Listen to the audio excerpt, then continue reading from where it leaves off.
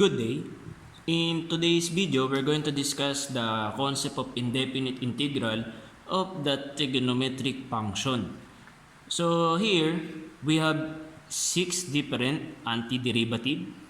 Okay, so let's start with the first one. The integral of sine x dx is equal to negative cos x plus c.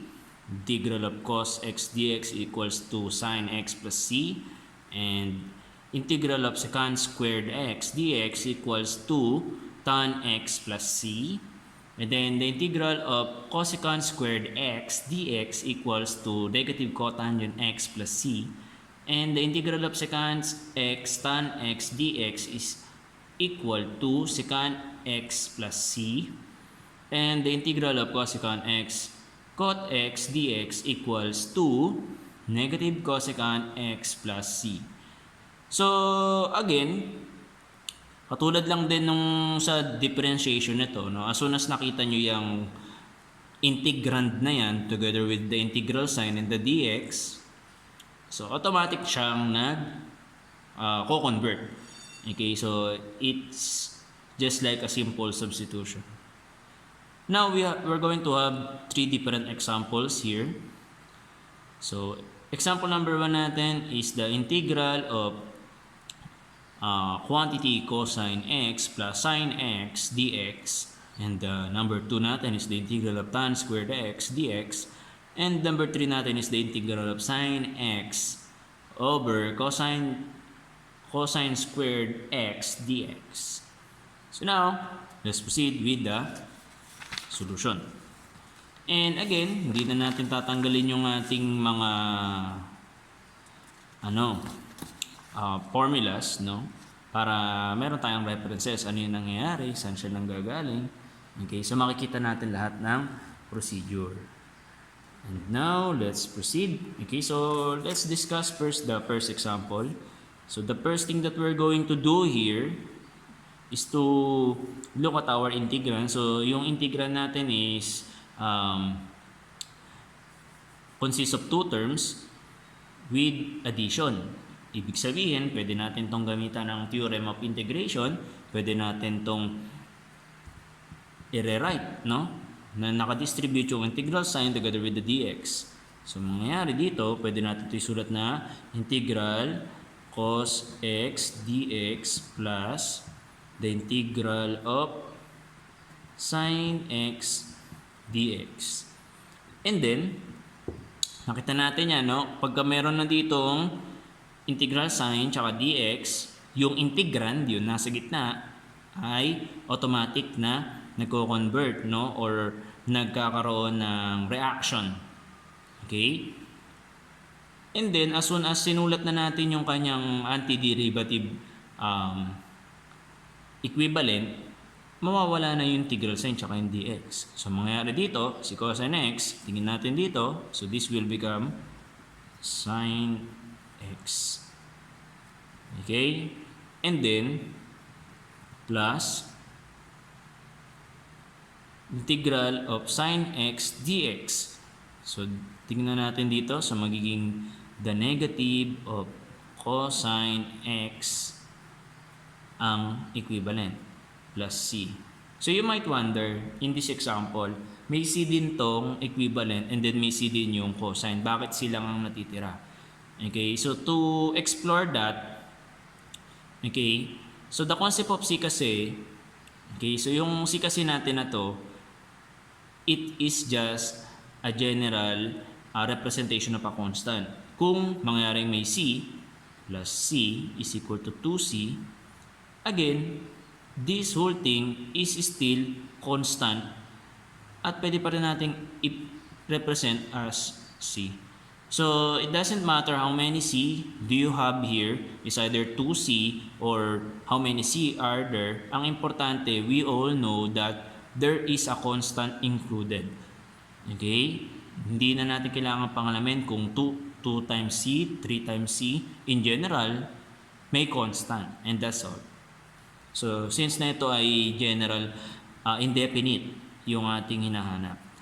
So, by simplifying it further, so we will have here the sine x minus cosine x plus C. And that's the answer. Now, let's proceed with the number 2. So, sa number 2, okay? So, sa number 2, usog natin ng konti.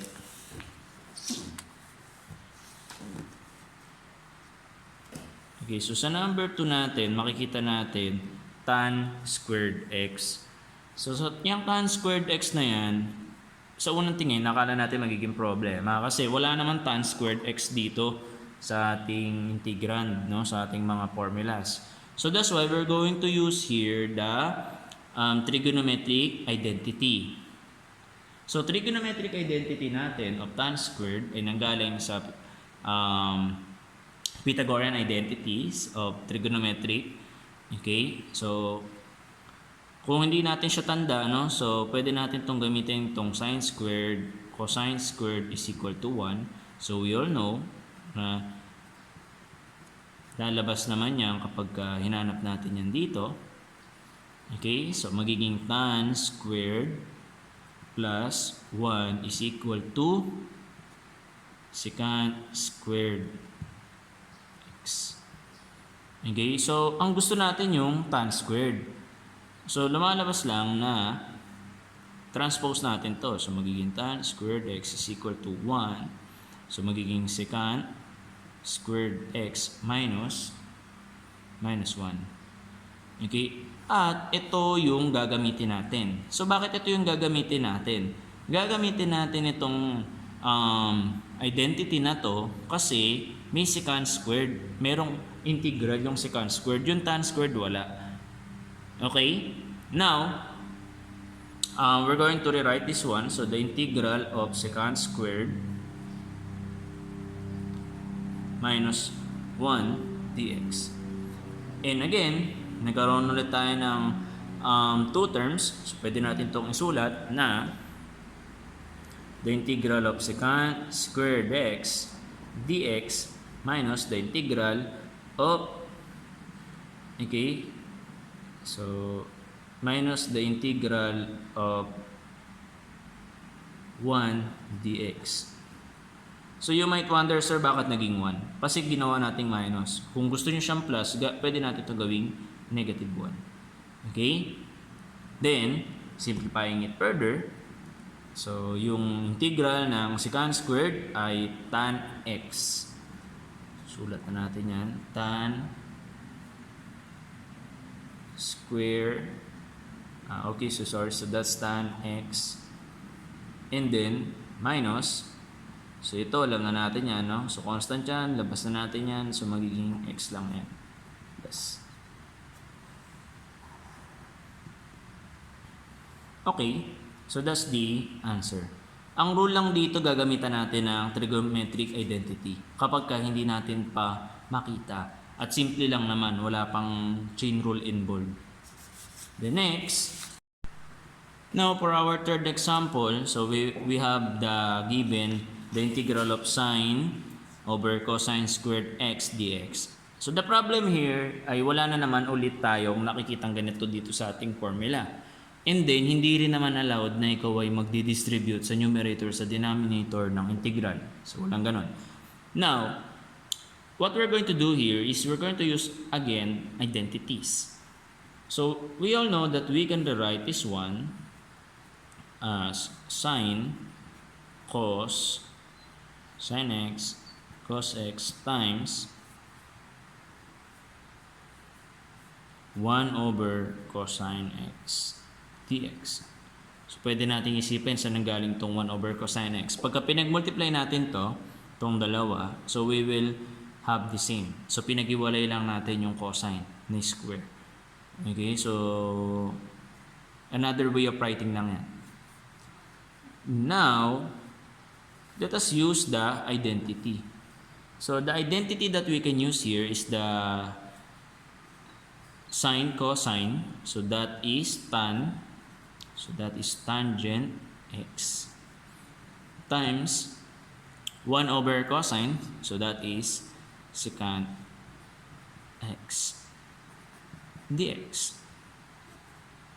Now, let us look at the following formula. So, may nakita ba tayong ganito? Okay, so ito yon. However, sabi nung iba, no, maaaring isipin na, sir, baliktad po. Actually, it doesn't really matter kasi multiplication naman ang involved na operation. So, yan ay allowed through the concept of commutativity in multiplication. Now, let us simplify this one. Okay, so nakita natin yan. Ito siya. So ito yung integral natin. And we can have the answer for this one as secant x plus c. And that's the final answer for this problem. And kung mapapasin nyo, simple lang siya. Hindi pa tayo gumagamit ng chain rule concept of integration. Hindi siya ganun kahirap. Ang kailangan lang natin gawin, i-recall yung mga trigonometric identities natin. And that's all. Thank you.